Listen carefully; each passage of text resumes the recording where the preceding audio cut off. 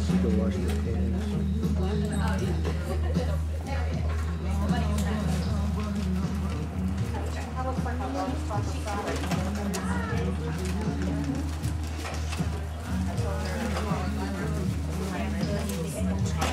It would have been just the same as the story that I did. Would you have ever thought of that story? That is so hilarious. She's got to read that one out loud to the group. Do we need to She was telling me a little bit about it. I've got to hear it. I mean, it's so We're funny. talking them about last night. Awesome. Really? Yeah. I thought. That is true though. What the hell is that? Oh. Well, I was late anyway, but I was even later then. Now, what's yours called, Kathy? This is a Butterfinger cake, and it's a new recipe for me. I've not ever made it. You guys get to try it. Let's have her read the We needed to trade the dessert with the bigger table. Are we all up here? You have lime pie? Lights are over here. My grocery store is about, I think, twice the size of this room, and that's it. And I love it, and I can go there and find whatever I need really fast. But I went to Price Chopper on like Republic and Kansas, way down there in south of town, and oh my gosh, I couldn't find anything. I spent an hour just buying 7 ingredients. That's what I was writing about, trying to get it down this morning, but I didn't get that all the way down. But this is a recipe.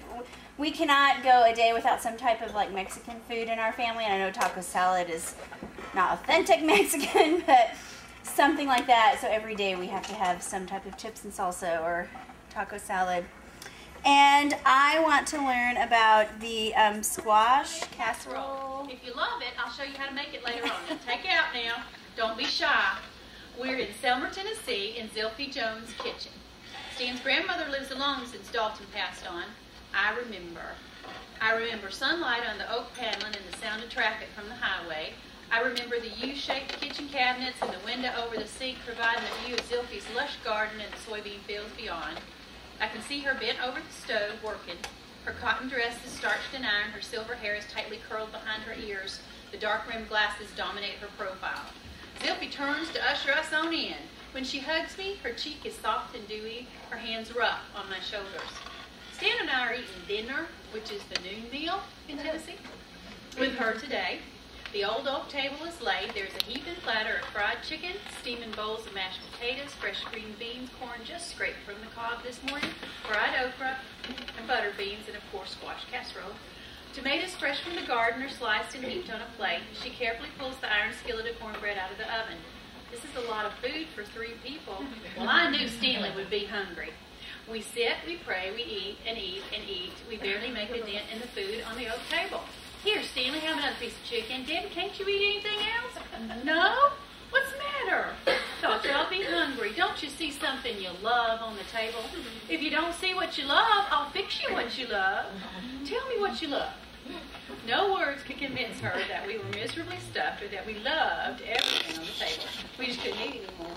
That was our routine every time we ate with Zilphy. She cooked from scratch with passion. I don't pretend to approximate her skill in the kitchen. I can assure you that the casserole was prepared with love. A written recipe does not exist for it. It takes talking face to face and a little time for question and clarification to learn how to make the squash I cake. can't decide. Let's do the Heath cake. I won't blow the name of it. Okay, that's me. Okay. Mine's a little bit long. Sorry. Okay. I can vaguely remember the day my mom stole the recipe for her progressively famous Tom Selleck cake. If you asked her, she would tell you she stole it, which would actually mean that she asked someone else at church for the recipe after tasting the cake at a potluck, then made it herself. I think I was around 9 or 10 when this happened, and for years the cake remained just what it still is to her, Tom Selleck cake. High school was an unusual time for me. I was not what you would call a bad kid, but I did search for every possible way to annoy my mother. She was a very conservative person, or at least she would let anyone think that, and she didn't always approve of my perilous ways. Like I said, I wasn't bad, just mischievous. I would occasionally make cakes for people in my class for their birthdays, for basketball games, or just to see if I could get away with bringing a cake to class on a regular day. When I brought my mom's, by then famous recipe, it had always worked to whittle down my teachers enough to at least allow a small amount of class time to pass out pieces for everyone. Eventually, the lady who originally owned the recipe moved out of town, so my mother ended up being its sole proprietor. The cake was always a hit and was eventually done by my equally mischievous friends, Better Than Sex Cake. I'm pretty sure that there's a real one of these somewhere in the recipe world, but fortunately for all involved, I am not a frequent visitor of this land. As teenagers, we had a blast making the cake, taking it to class, and telling any teacher who came into contact with us and the cake my mother's interesting name for it. I lost my connection to this cake in college, but easily regained it for a potluck at the first job I had as a college graduate. We decided to have a potluck for our team meeting Thursday. I worked as a caseworker at Burrell Behavioral Health, and this Thursday ritual was actually a way to ditch our clients for a few hours during the week to just hang out, vent, and actually sit down to eat. I couldn't think of anything better to bring than my waywardly delicious Better Than Sex Cake. As I revealed the cake, along with the interesting name, I realized that I should have seen what was going to happen next. My coworker, Amasa, had recently attended my wedding at Immaculate Conception Catholic Church. He had never been to a Catholic wedding, and seeing that this wasn't an issue that was actually going to upset me, he spent a great deal of time of the following weeks poking fun at every last ritual of the ceremony. I was amused by his playful banter and relentlessly put up a pretty good defense to most of his crude comments. In the spirit of sportsmanship, Amasa admitted that the cake was probably the best he had ever eaten, although he did not agree with the values the name suggested, being a very devout Southern Baptist. To make the name more fitting for all audiences, he dubbed the cake Catholic Cake, and the name stuck. My team wanted Catholic cake for their birthdays, and they proudly questioned, "Rachel, are you going to bring Catholic cake to the Christmas party?" for months after its introduction at the potluck. Catholic cake has been my default potluck item for years. I've never seen the recipe for this in a cookbook or come across anyone who had eaten it before. When I was preparing for this essay and working on baking the cake, I found myself unconsciously reading the side of the German chocolate cake box. Prepare cake as directed, Add 1 bottle of Smucker's caramel, yes. Add 1 can of sweetened condensed milk, that's familiar. Top with Cool Whip and crushed candy, what? Right on the side of the German chocolate mix is the recipe for my cake.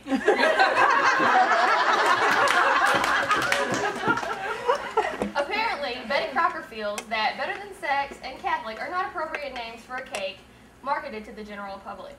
Lucky for me, at least when it comes to annoying my mom, that Tom Selleck wasn't her chosen name either. Right on the side of the carton for the world to see was my secret recipe that had renamed itself so many times, modestly listed as Chocolate Caramel Wow. I guess that says it all. So my title is I Wouldn't Just Share With Anyone. So I pitted these last night. And it was okay because I knew you guys were going to eat them, so I felt pretty good about it. I did a little research, and I was thinking, if I had more time, this would be a multi-genre paper. The word cherry refers to a fleshy fruit, or drupe, that contains a single stony seed. The cherry belongs to the family Rosaceae, I don't know my Latin, genus Prunus, along with almonds, peaches, plums, apricots, and bird cherries. The subgenus is native to the temperate regions of the northern hemisphere with 2 species in America, 3 in Europe, and the remainder in Asia. The word cherry comes from the French word cerise, which comes in turn from the Latin word cerasum. Do you guys know Latin? And cerasus. Most sour, also called tart cherries, are grown in 4 states bordering the Great Lakes and Michigan, the largest producers of cherries among the states. New York, Pennsylvania, and Wisconsin, however, native and non-native cherries grow well in Canada. Ontario and British Columbia as well. Sour cherries include Nanking and Evans cherry. Traverse City, Michigan claims to be the cherry capital of the world, hosting a national cherry festival and making the world's largest cherry pie. The specific region of northern Michigan that is known the world over for tart cherry production is referred to as the Traverse Bay region. In many parts of North America, they are among the first tree fruits to ripen, hence the colloquial term cherry to mean new or the first, for example, in cherry condition. Did you know that? I didn't know that either. As I read, I wasn't surprised to learn they are an expensive fruit. They are prone to disease, hail, and rain. How could these cherries have lived? Not every year is a good year, so I feel the need to hoard. The economy is bad. I can't let fruit go to waste. Let's see. 5 or 6 cups of sugar and 1 quart of cherries make 6 half-pint jars. You're telling me that 15 quarts of cherries will make 45 pints of cherry jam? What can I do that doesn't require pitting? What about cherry wine? To make 4 gallons of cherry wine, you'll need... Oh, I forgot my recipe. I'm still working on that part. Now, though, my next thing that I haven't told you guys about is cherry liqueur. Tart cherries make a very fine liqueur. It is hard to find sour tart cherries in most stores. The only ones I could find in a supermarket was the canned variety for making cherry pie filling. This variety is inadequate for making quality liqueur. I live in Southern California. I found a source for sour cherries in Glendale, California, the Central Grand Market. For this recipe, I bought frozen sour cherries. When thawed, they became very juicy, perfect for making liqueur. When I read that, I thought, oh, isn't that sad you can't find cherries? There is a growing season when you can obtain fresh tart cherries. I even heard that you can pay and pick them yourself. I believe this can be done in an orchard in Palmdale, California. I will post more specific information here if I obtain it. Here's the recipe. Step 1, 1 pound fresh or frozen sour cherries, 3 cups 80 proof vodka. That's the best part. Step 1, directions. If using fresh cherries, pit the cherries with a cherry pitter. I'm very handy with that. If using frozen cherries, thaw them first. Put cherries in a 2-quart mason jar. Add vodka, then shake thoroughly. Macerate at room temperature for 4 weeks. Step 2, add 1.5 cups sugar. Then shake thoroughly to dissolve. Continue to macerate for another 4 weeks. Step 3, strain through a stainless steel strainer to separate cherries from vodka and juice. Squeeze the remaining juice from the separated cherries using cheesecloth, aged for 2 to 3 months. Use only very ripe, juicy cherries. If cherries are not ripe enough, then let them stand until as ripe and juicy as they can get. It's more of a research report. Say second-hand story. It is Pleasant Hope tradition that when teachers retire, they go through the years of accumulated crap, select an item for each of the other faculty members, and wrap them up, usually fairly sloppily, as presents to be handed out with much fanfare and many stories at the last faculty meeting of the year. We young'uns do our part as well. We have much less junk to sift through, but we must find each retiree one gift from among our classroom belongings that will surely help the exiting colleagues as they embark on their extended vacation. At the end of my first year teaching, we reached the sad day when Gail Emery, the art teacher, wheeled in her cartload of gifts and unloaded her year's worth of tales. But it was the gifts she received from the fax teacher that I remember most. It was a relic of a potluck dinner long past. Emery is a sharp and sharp-witted woman. She seemed to get along well with all the teachers, but it was clear that she had little tolerance for stupidity, and even less for bitchiness. Emery has a snarkiness which I can only dream of acquiring. So the story. Once upon a time, the Pleasant Hope faculty members were planning a potluck dinner. The woman who put herself in charge of the nitpicky coordination of the event was not known for her kindness, or apparently for her spelling. She reported a list of teachers and what they would be adding to the table. This was posted in the lounge as a reminder. Next to Emery's name was the word CONDOMINTS. No one seemed to notice the error, or at least no one corrected it. And so the potluck dinner came around, and the salivating educators were waiting the arrival of the wide array of sauces and dressings that Emery would be sure to provide. The wait was not long, but instead of the anticipated accessories, in walked the petite woman carrying a large bowl, heaped with mints taped to condoms.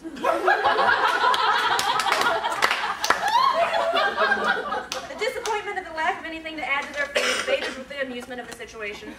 Most of the teachers kept a condiment as their souvenir of the evening event, and this is what was handed with great tenderness to the artist on her departure from teaching. And I promise to you that all of my contributions today are latex-free. Bricktown Ballpark, downtown Oklahoma City, Oklahoma. Well into the 2007 season, smells of fresh cut grass, sounds of kids without parents present, visions of tight uniforms and ball caps. Where else would I rather be on a Thursday night? I hear the train whistle at every intersection while holding the ice-cold, tall silver can of suds. Bud Light. As my husband Rick and I reach our seats, I come to the realization that I could eat. Why am I wearing high heels yet again? Forgot my dog. Heels. I love the onions, relish, and mustard piled high on the foot-long split end-to-end, I'll be frank. Cradled in the soft embrace of a warm, steamy bud. Would it be worth the trip back up the steps to retrieve such a morsel of sustenance? Chili dogs, but I didn't have a story for that, so I just kind of wrote some rant. That's a fair question. If you've the time and the inclination, I'd be delighted to fill you in. Let's see. It was about 10:17 when I looked up from an exhausting stint of typing. She's assigned us much homework, you know. And I realized I still had food to make for the next day's offering to the writing project gods. Just a few more minutes of typing, I told myself, fearing the wrath brought on by an unfinished piece. Time elapsed and I looked down. I hope they'd blame her, I thought. And they noticed tomorrow that I didn't have time to shave my legs. So much homework. They probably get kickbacks if we get published. Finally, I knew I had to get the chili made. I couldn't let my group down. It was about 11 by then when I began to cook. The house was quiet, the only sound the bubbling pot. Everyone was gone. I was alone. I realized there were other things I could and should be doing since the kids were gone. Soaking in the jacuzzi, you ask? Watching the DVR recordings of today's Judge Judy's? Catching up on some much-needed sleep? All valid ideas you have, but none that are close. I could be and should be seeking revenge. On those who have requested, no demanded that I be a writer and be a better one and reach my potential. You know all the garbage. Anyway, I went up to the bathroom and found something to try to stop my eye from the twitching it was doing. How annoying. I went upstairs to dress all in black. I was distracted for a time when I realized a new bracelets and necklace at Goodies looked great with this outfit. I made a note to myself to get some black shoes without 3-inch heels. Those aren't going to be good for stepping through shrubs. At the end of the driveway, I turned right, a left across a small bridge. At the end of 1.37 miles, a brick house, easy to find.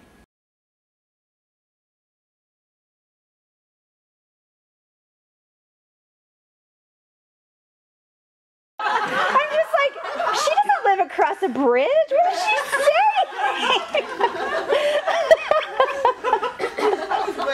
I know, I'm like, she's describing my neighborhood. Neither worried I will do something stupid. It would only be stupid if she were home. She's sleeping peacefully somewhere in Springfield. Probably has been for hours. She doesn't have all this homework. Police? You worry too much. How do you think I got here? Put on a low-cut shirt and bring a donut. The city cop will give you a ride. And service lookout. Didn't even mind that my eyes were twitching. And my back was hunched from sitting and typing for hours. Have you seen the carrying bag for my crock pot? Revenge was sweet, my friend. She won't even know until she gets home, unsuspecting, unaware. Then she will see it and know. And she will regret, making me push myself to be better. Who does she think she is? So you see, it was about 11:47 when I crossed that oh-so-fine line between genius and insanity. Michelle had a strong connection to hot dogs in the ballpark. Genesis had a hilarious story dealing with confidence. Katrina mentioned chili dogs, and I had a crock pot. Incidentally, I offered to bring the buns, though I have no association with them in particular, unless they have brats in them, of course. Then I think about Germany and folks' marches through the forests and valleys of the German countryside, stopping for a brat and a beer at the halfway point. Neither do I have any special relationship with hot dogs in particular. It's the crock pot that is the item of association and affection. When I became the director of the Writing Center in January 2001, I struggled to find a meeting time convenient for all 15 of my staff members. No success. That is, until I started feeding them. I remember ordering Chinese for all the first time for a whopping $100+, realizing that I could not afford this habit on a monthly basis, even if only 14 out of 15 staff members showed up. I realized that I would have to cook. The crock pot I had received as a wedding gift in 1980 was small, old, and missing its lid. It broke somewhere in the 9 moves we made in the Army over the previous 21 years. I don't even remember the first meal I cooked in that thing, using the lid of a Revereware pot that fit, almost. When I saw this shiny stainless steel, state-of-the-art crock pot with locking lid advertised on TV, I ordered it instantly. Now I could transport my favorite crock pot concoctions to sustain my staff. Bean dip for a crowd, animal killers chili, a name my vegetarian students came up with. Easy baked beans, and yes, even hot dogs. Over the years, my students and I have shared a lot of fellowship over my crock pot. Memories I fall out every time I love that darn thing. As I spend hours, yes, that should be hours, plural, hours cutting and peeling spice to share it with you, I thought about what I could possibly say about this potato salad. I could wax eloquent and high-minded, I could write a poem, I could even frame it in the format of an Old English epic poem. Actually, I only momentarily considered that one because I'm saving it for my meds. Sorry. Can't sing, can't play guitar. It finally occurred to me as I narrowly avoided removing my left thumb. This stuff is the kind of metaphor that should make a writer drool. Potatoes, of course, form the backbone of the stuff. Everything else relies on the potatoes. Those potatoes are me. On a purely pragmatic level, the house doesn't run without me and my driving. All of it. Hours of it. Every day. I run the errands, haul the laundry, and run back and forth to school, which is my excuse for a job these days. I bear a large portion of the weight, both literally and metaphorically, just like the potatoes do. Ah, but the mayo and mustard. I think Dijon mustard, or is it, is grape Poupon and Dijon? Okay, honestly, I cut potatoes, I eat the stuff, the rest is a mystery to me, and there you have the metaphor for my wife. If I am the potatoes, then without my wife, I am simply boring, uninspired, boiled potatoes. Now, one could theoretically survive on boiled potatoes, but who wants to? As the sauce brings flavor, is that the right word? Sauce. But anyway, as the sauce brings flavor, my wife brings the comfort that makes a place home. I'm not old-fashioned, really, but coming home to a place that's clean is something that's very comforting. She handles the little touches, such as the incense burning and the asking about the day, and she does so most days without ripping out large chunks of her hair, or anyone else's hair for that matter. And, like the composition of the sauce, how she does it is a mystery to me. I just try to remain properly thankful around forkfuls. The potato salad, not my wife, who looked like a member of an Argentinian soccer team. Then there's the herbs, and I've never been able to figure out how she comes up with the amounts. The herbs bounce around for no apparent rhyme or reason, spicing everything up. But sometimes you get a forkful that has a little too much, and you have to pause. Not an unpleasant experience, really, because it's inevitable. I'm talking here about my two stepsons. Well, with my older stepson's best friend, I almost have 3 of them. Point being, teenagers in the house are like the herbs, usually amusing, but be careful with your amounts and regulate diligently. I could wax eloquent for page after page. I could go on and on, extending this. Please understand that it is altruism that stops me here. If I continue writing about it, there will be no potato salad left for any of you. That's actually the moment where I came up with this last night. I started putting it together in my head before I went to bed. I wrote it this morning, but last night my wife caught me sneaking out potato salad at like midnight. I'm literally sitting here eating it and falling asleep at the same time. She walks over, smacks me in the side of the head, and says, "Get out of the food for your class tomorrow." And I would usually go hide under my bed and cry, but I couldn't get that into a poem. And I had a birthday party one year where I got this Barbie that wasn't a real Barbie. And it actually wasn't from my mother, but I looked at it and I said, "Oh, fake Barbie." And I tossed it to the side, like the little brat that I was. But I always had strawberry cake, so birthday disappointment. Strawberry cake, 6 candles on top, pink with white frosting, she'll eat till she pops. Presents to open, pink with big bows, her heart's beating fast, her fingers are too slow. She tears at each gift, paper flying everywhere. She is so disappointed. She finds no Barbies for her care. Finally, she sees at the last in the pile. She rips open the package. It's her last stretch with a smile. It's a fake Barbie, the $4 kind. She tosses it away. It's all her mother could find. Her birthday is over. She gets into bed, and images of real Barbie. On the way home, we had $20 and they had to get us in Washington, back home. Back then, you asked them to call. You know, thank God. So we ate Dorito sandwiches on the way home. But this is kind of how I met my husband. Arms bulged against the ebony cotton fabric of his t-shirt, not unlike the massive oak-timbered legs inside his slightly faded Levi button flies that held his 6-foot frame upright. His steely eyes met mine, and I was entranced, barely hearing my friend Debbie caution me not to mistake this vision of masculinity as my blind date, the blind date she had set me up with earlier this morning. I stepped out of the car and adjusted my rather tight-fitting Sassoon t-shirt to complement my braless figure. Slutty, I know, but I was on a mission. I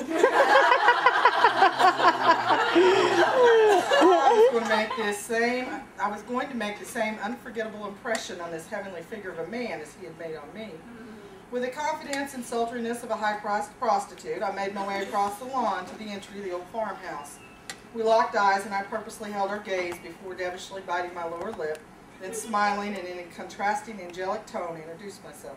"Hello, stranger. My name is Charlotte. I'm very glad to meet you." He lowered his head and gruntedly responded, "Yeah, I'm Scott," then quickly disappeared inside, leaving me standing alone and puzzled. I wasn't used to the rejection, and the only reason I had agreed to go on this date was that Debbie had always whined about me dating older men. She thought I should date guys closer to my own age. If this is what it is like to date guys my own age, it was reason enough for dating older men, I thought. I turned to Debbie standing behind me and gave her a glaring look and told her, "You fixed me up with this jackass? How could you?" Reading my expression, she grinned and said, "I told you not to mistake Scott for Jerry. That's Jerry's cousin. This is Jerry." She pointed toward the door. That was Jerry, I thought. He looked like he'd stepped out of an old Clint Eastwood movie. Tall and slender, he donned the whole cowboy image. Everything. The tight-fitting Wranglers, cinched with an oversized buckle that spanned midway across his six-pack abdomen. A black cowboy shirt embroidered with stallions. Probably his attempt to inform the world that he was nothing less than a stud himself. Shiny fake rattlesnake cowboy boots and the cocky black felt Stetson that I have to admit complimented his glossy, well-kept hair and sky-blue eyes. He sauntered up to me and introduced himself. I smiled. Maybe the night would not be a waste after all. I wasn't really into cowboys, but he sure beat the heck out of his conceited cousin. We made small talk, and I told him I would swing back later with Deb and Wade, her boyfriend, for our date. Debbie and I left to return to my apartment. We talked about what an asinine jerk Jerry's cousin was, and I pretended to slough off the rejection I had been dealt earlier. As I changed into my sexiest pair of jeans and debated over wearing my scarlet satin blouse with a plunging neckline or the more casual, slightly sheer white blouse, I couldn't help but steam over Scott. I decided to wear something that would make Jerry's eyes pop out. Secretly, in the back of my mind, I wanted to go back and tell the jerk Scott what a knockout I was. Little did I know that Scott would be finding out for himself. My rationale? I have a found poem called Parrot Dreams because I love parrots, and I appreciated that Diane Cameron in Right to Right early in the book wrote that a friend of hers went to visit cockatoos at the pet store, because I always really feel for those birds. And they just sit there and they go from being real sweethearts to wild, uncontrollable, because they're locked in there, they're social. And so I thought I would bring in food that parrots would like. And this is a found poem. I went on the internet, and it's a catalog, so some of the items get repeated. Parrot Dreams. Silver beets, red and green bell peppers, broccoli, dandelion flowers, corn on the cob or corn kernels, chickweed, banana, apple, celery, mung beans, snow peas, carrots, string beans, squash, millet, and quinoa, broccoli, zucchini, snow peas, sunflower sprouts, pea shoots, sprouted seeds and beans, brown rice, grapes, blueberries, raspberries, oranges, grapefruit, watermelon and kiwis, broccoli, romaine lettuce, green peas, asparagus, Brussels sprouts or carrots, romaine lettuce, nectarines, watermelon, tangerines, grapefruits, oranges, and cantaloupe in season, papaya and radishes, pears, kiwi, bananas or citrus fruit, grapefruit, green peas, cauliflower, asparagus, potatoes, sweet potatoes, corn, plums, wheat berries, pearl barley, kamut, millet, triticale, whole wheat, veggie, egg noodles, pasta, oatmeal, cream of wheat, cream of rice, salt-free pretzels, low-salt crackers, Melba toast, wheat flour, flavored tortillas, buckwheat, bagels, alfalfa sprouts, artichokes, baby corn, bamboo shoots, beans, pinto, kidney, neri, garbanzo, mud butter, haricot, adzuki, beans, pole, wax, green, beet greens, bok choy cabbage, cayenne, chard, chayote, chili peppers, chicory, chickweed, cilantro, collard greens, comfrey, cucumbers, cranberries, dandelion greens, and on to the Z's. But I won't read it all. Anyway, I was thinking of what those parrots would dream. As they sit in their cage. And let me find it. Okay. I brought brownies. And just in case somebody misses this, I actually bought these brownies at Robert's Supermarket in Ash Grove. The rest of this is a lie. Especially if anybody actually ate any of them. Okay, hash oil brownies. Okay, they really came from Robert's Supermarket in Ash Grove. That is not as much fun. So here goes. The recipe for hash oil brownies. 1/2 pound Silver Dollar City fudge. 1 box Duncan Hines brownie mix. Forgot to stand up. 1/2 ounce hash oil from McDonald County Sinsemilla plants. This is obviously the most important ingredient, so the buds must have come from the finest Sinsemilla marijuana. No seeds. Take only the buds from the outer 1/3 of each branch, no leaves. Reject any buds that are not sticky, do not have hairs, or do not smell like skunk. These must be processed into hash oil in the kitchen of an old farmhouse that has no electricity, can only be accessed by canoe. The person who processes oil must be an old English teacher who is crazy and insufferable. Once the oil is obtained, the brownies may be prepared anywhere, but they must be mixed and baked by a 19-year-old virgin hippie girl with dreadlocks. First, follow the directions in the Duncan Hines box. Takes 1/4 pound of the fudge, flake it and mix it into the batter. Then take the 1/2 ounce hash oil and fold it into the batter, being sure it is fully integrated into the product. Bake according to directions. When brownies are cooled, melt the remaining fudge and pour over the top. Enjoy, do not dry. So I wrote a poem last night called Peanut Blossoms because they call the cookies peanut blossoms. Brown silk nestles on a peanut butter cloud.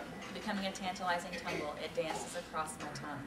Telling me stories of Christmas afternoons at my mother-in-law's house, lazing on the sofa, sated, as the heater rests on 80 degrees.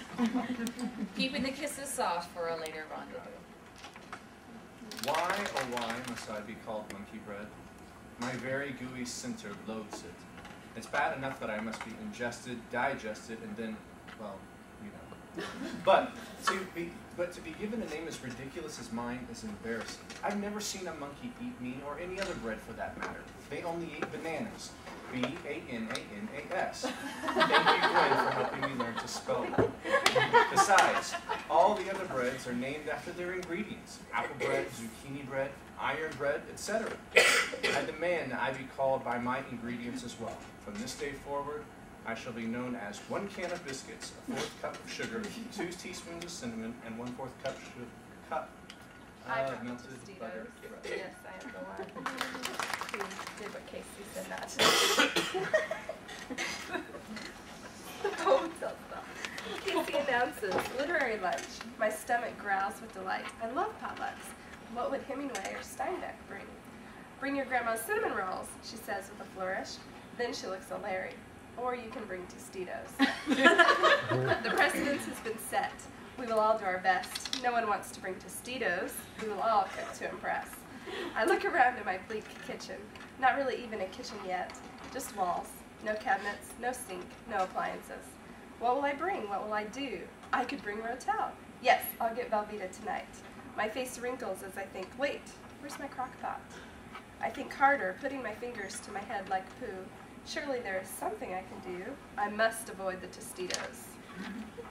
I know. I'll get up early and go to Sam's. They have those yummy little pinwheel sandwiches. Yes, yes, those will be a hit. Surely they open at 8. I drive into the Sam's parking lot. Why is this so empty? Surely that sign doesn't say 10 a.m. I growl in frustration. Last resort, a Dillon's down the street. Sadly, I trudge through the glass doors. They open to reveal a beautiful display. Blue bags of golden chips and red jars of salsa. I throw up my hands in defeat. Okay, I'll confess. I brought the Tostitos. It's the only thing I need. Maybe some meat for sandwiches would satisfy the hunger twitches.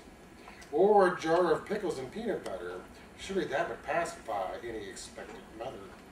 Just go to Walmart and pick something out. That's what I'll do. Take the easy way out. Well, leaving the house in my morning haze, I aim for the spot where I spend my days. Walking to Pummel, I started to wake. Known to Chinese as Dragon's Eye, this fruit, native to southern China, dates back to the Tang Dynasty, which was 618 to 900 AD. It was a favorite fruit of the emperor. Found in its natural state, one must peel a shell-like exterior to enjoy the soft fruit inside. Beware, the edible fruit contains a seed which is said to be non-toxic. Just be careful not to choke on it.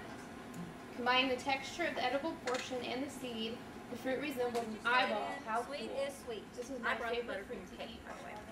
I try not to make too much dessert on a regular basis, but I always choose to when I get to share. This Butterfinger cake is a new recipe. I got it from a Bible study series I'm doing, which includes recipes at the end of each unit of study. Part of my Methodist heritage is to include food with everything. I've been waiting for a reason to make it. OWP Literary Lunch is perfect. There's something about food and fellowship that go hand in hand.